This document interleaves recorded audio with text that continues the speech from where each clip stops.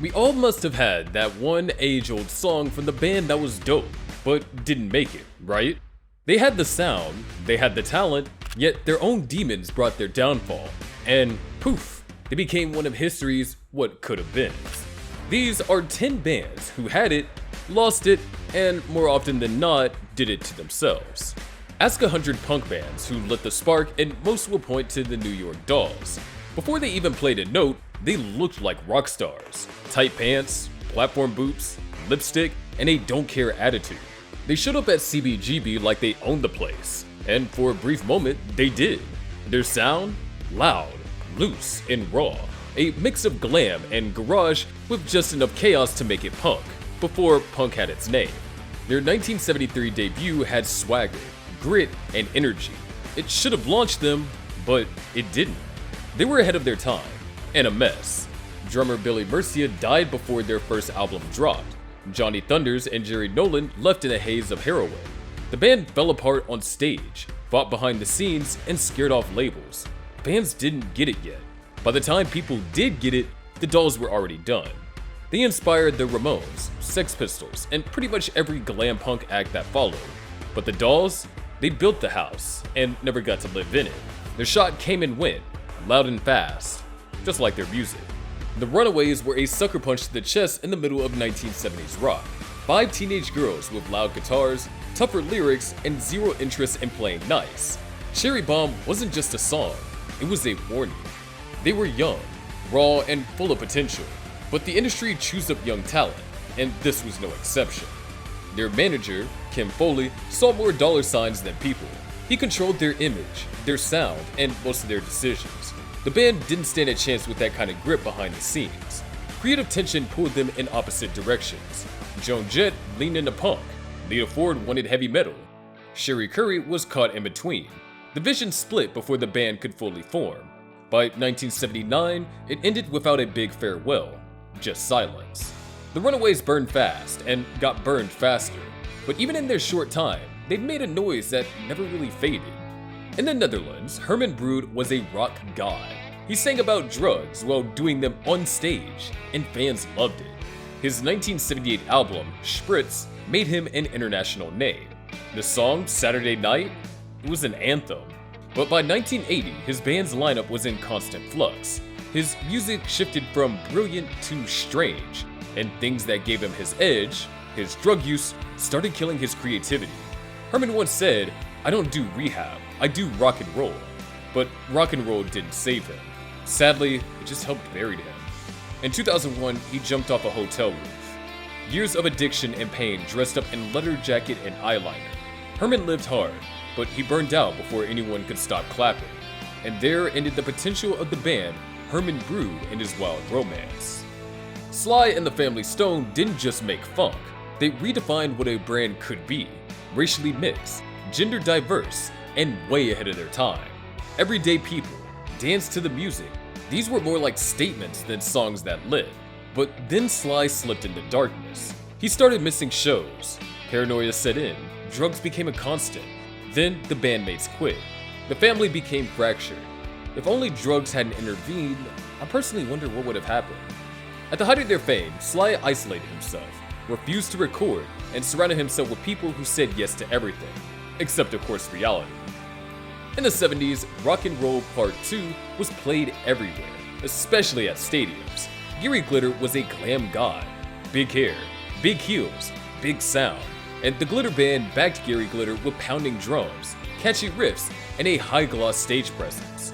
When they broke off to do their own thing, they scored hits like Angel Face and Goodbye My Love. They had the chops, but they just couldn't outrun the name. See, Gary Glitter didn't just fall from grace, he plunged.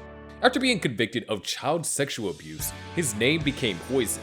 And for the Glitter Band, who had nothing to do with his crimes, it was a career death sentence. Radio stopped playing their songs, old fans turned their back.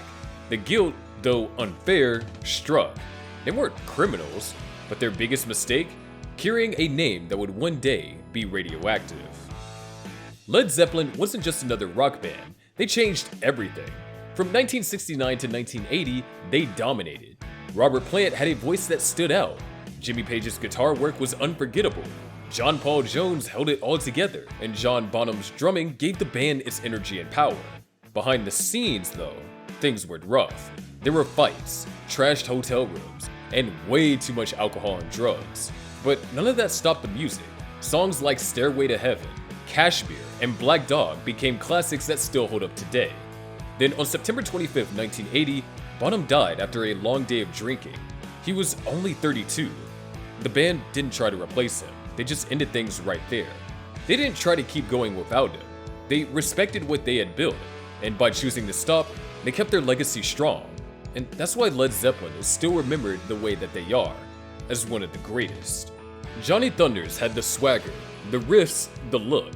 The Heartbreakers formed from the ashes of the New York Dolls. They should have owned punk in the US. But heroin killed that dream fast. Their only album, LAMF, was great. The mix? A disaster. The shows were sloppy. Johnny would nod off mid-set, and venues stopped booking them. Record labels gave up. It wasn't punk that failed them, it was them. You can only scream rebellion for so long before silence swallows you whole, right? In the 70s, the band The Mamas and the Papas made Sunshine sound like a song. California Dreaming, Monday Monday, more than just hits, they were cultural touchstones. But the band was built on secrets. Michelle Phillips had an affair with bandmate Denny Doherty. Cass Elliot loved Denny too, but he didn't love her back. John Phillips, the leader, spiraled into drugs and bitterness. It was too much for a group that depended on harmony, in every sense of the word.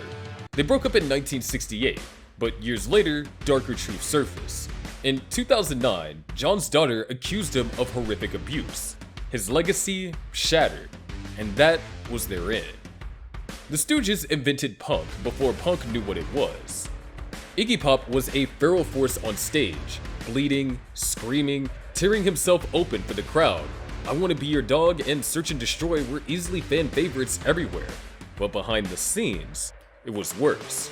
Drugs, fights, and no commercial success. 3 albums in, they were broke, hated by their label, and high on anything that they could snort. Iggy joined David Bowie on tour in the late 70s just to stay alive. It took decades for the world to catch up to what the Stooges were doing. They were too real and too self-destructive. Yet Iggy Pop made it alive, and he survived very well, because who could forget the lyrics that began with, "I am a passenger, and I ride, and I ride."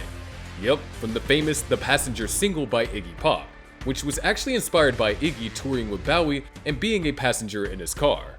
And with Bowie providing the backing vocals and playing the organ, it was bound to be magical. For the Sex Pistols, 1 album, that's all it took. In 1977, Nevermind the Bollocks dropped like a bomb. 1 album, 1 brutal, brilliant shot of anti-establishment rage. Sid Vicious on the bass, well, barely. Johnny Rotten spitting venom into every mic. Steve Jones and Paul Cook holding it all together with distorted duct tape. And might we dare say, they took their time cooking it. But right from the start, they were less of a band and more of a time bomb. Fights with their label, fights with each other. Public chaos followed them everywhere. And then there was Nancy Spungen, Sid's girlfriend. Their relationship was volatile. In 1978, she was found dead from a stab wound in their hotel room. Sid was arrested, then died from a heroin overdose before the trial. By then, the band was already done. No reunion, no comeback tour, just wreckage and legend. And that's what made them iconic.